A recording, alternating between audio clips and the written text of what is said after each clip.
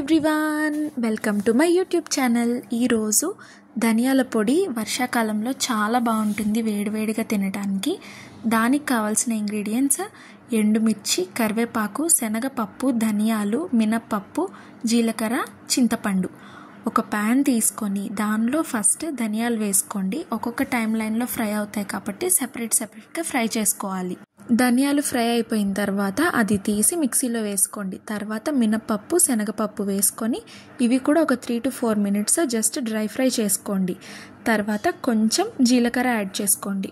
జీలకర్ర కూడా వేసిన తర్వాత ఈ మూడింటిని కొంచెం ఫ్రై చేసుకొని వాటిని తీసి మళ్ళీ పక్కన అదే మిక్సీలో యాడ్ చేసుకోండి. తర్వాత ఎండుమిర్చి ఇక్కడ మేము కొంచెం ఎక్కువ తింటాము, సో అవి వేసుకోండి.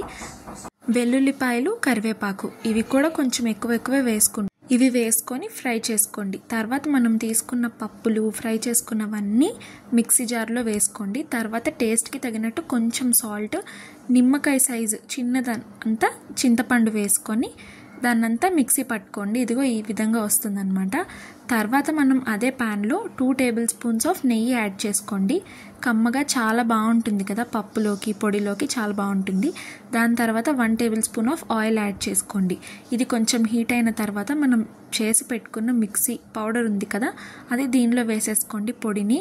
అంతే, అదంతా కలిసి కొంచెం కలర్ చేంజ్ అయ్యి ఆయిల్ నెయ్యి పట్టేలాగా ఒక 5 minutes కలుపుకుంటూ కుక్ చేసుకోండి. అంతే, వేడి ధనియాల పొడి రెడీ. వేడి అన్నంలో పప్పు నెయ్యి వేసుకొని తింటే అదిరిపోతుంది.